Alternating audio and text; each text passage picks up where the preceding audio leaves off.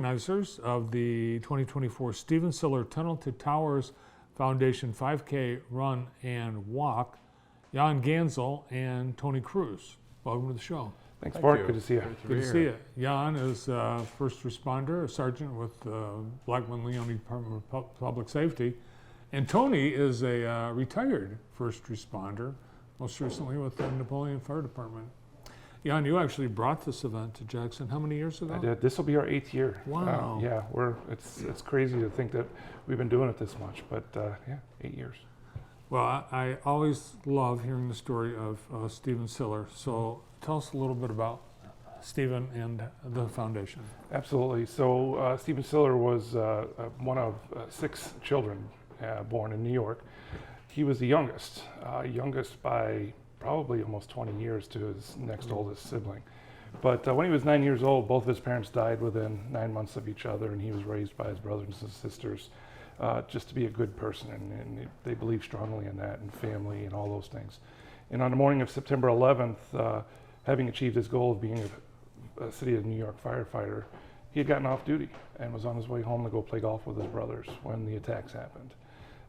Having heard that, he went back to the fire station, grabbed his gear because the truck had already left, started driving to Manhattan, got to Brooklyn, outside the Brooklyn Battery Tunnel.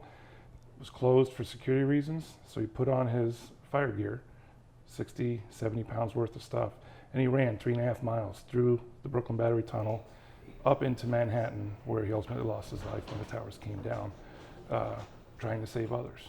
The family wanted him to be remembered, of course, but they also wanted to remember everything that everybody had did. So they created this foundation in his name and set a goal of recreating his footsteps the next year with a 5K.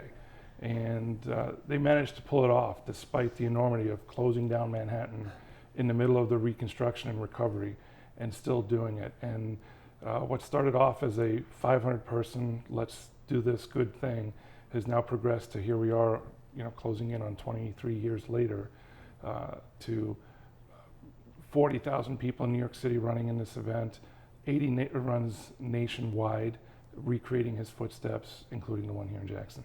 Yeah, we do it here at the Cascades, and I've noticed we have first responders who wear their full gear as they run, and really we've had all kinds of weather too. Yes. That's for sure. Yeah. What does it say, Tony, when you see members of like the JPD here running in uniform and other firefighters in their full gear? I think back to those days and I was a fairly new firefighter at the time, and I was just getting comfortable with my gear and doing everything that we had to do. And the reason they do this is to honor, all the police officers, all the firefighters that, they put in an extreme amount of physical labor in their uniforms. Mm-hmm. They weren't allowed to change into something more comfortable, and this was their work clothes, and without hesitation, they went to work. Yeah, and I think some of them, they're taking a break from their shift to come and run. Yeah. Mm-hmm. But we need help. We do. Every year we're looking for more help. We're looking for more participants. I mean, this is a story in our history that needs to be remembered. And, we want to celebrate the memories of all these people lost that day, like Darrell Pearsall. He and we went to high school together. I was going to say, you're from New York. Yes. You know people that lost their lives. Yes. So Darrell was with Rescue 4 out of FDNY, and we went to high school together, and he lost his life that day. And another classmate, Mark Kaleo, worked for Cantor Fitzgerald in the towers. He lost his life that day. So, it's taken me a long time, but I run for them, to remember them and to remember their memories. And our firefighters coming out to remember the people that went before them, but more importantly, the citizens of the country, of our community, come together, and they show support like no other for this, to celebrate being American citizens.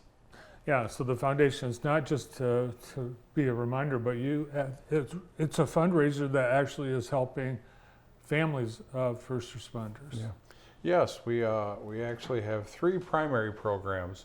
We have a smart home program, which we actually build specially adapted smart homes for our most catastrophically wounded veterans, double, triple amputees. You know, we build them a home suited to their needs, that they can get back a level of independence in their life. And, you know, some things that we take for granted, walking into the kitchen and grabbing a glass out of the cupboards, you know, to get a drink of water or something, some of these veterans unfortunately can't do that anymore because they can't reach the glass. So, you know, they may have an iPad that they can push a button and the cupboards will come down to a level that they can reach. Simple things like that, you know, ensuring that there's wheelchair access throughout the home, things like that. We've built a couple of those homes here in Michigan for some of our veterans here. The other program we have is a fallen first responder program. Police officers, firefighters killed in the line of duty, you know, they oftentimes will leave behind a young family. So we step in as a foundation. We know that pretty much in any household, the mortgage, you know, it's the biggest bill you have. So we step into the foundation and we pay off that mortgage for that family so they can still have a solid foundation and a place for their family to grow. And then we also do the same thing for our Gold Star family members. You know, these families, I like to say, they loan us this hero to go to work every day. And these are just ways that we can give back and kind of continue on what we think that hero was doing for that family. Is he was providing a home, providing a place for them to grow and you know, be raised. So we step in and we help out with that. Yeah, that's all amazing. How about the Jackson connection, Jan? What are you doing that involves Jackson? So, you know, this is a national event, and yeah, we're celebrating and honoring those lost on September 11th, but we also want to honor those that serve their local communities. And Jackson County as a whole in its history has lost well over 24 first responders and heroes in the course of time.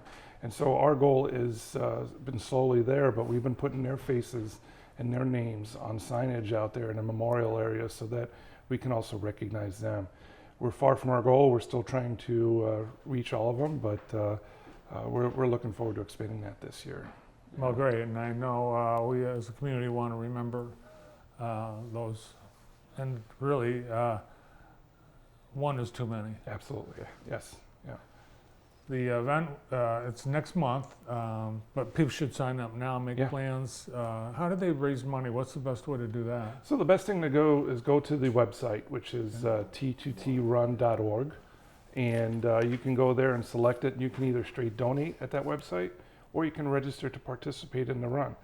Of course, you know, you can show up that day, and we'll be happy to take donations then as well. But 95 cents out of every dollar that's raised actually goes to our programs. Oh, wow. So you're not paying some exorbitant salaries. We're all volunteers. I know that I know at least a couple guys, they borrow someone else's firefighting gear so that they can run. And they're not first responders, but they want to, and their experience, it's unbelievable how heavy all this. Yeah, and to be clear, this is not just for firefighters, police officers, EMTs. You know, we want the public to come out and run alongside them and celebrate with them. Well, plus it's timed, and it's for those that compete. It's just another notch in your belt for. That's right. You know, and even if people just want to come out and cheer the runners on, meet some of their local firefighters, we'll have fire trucks there for them to look at least one military vehicle I know of.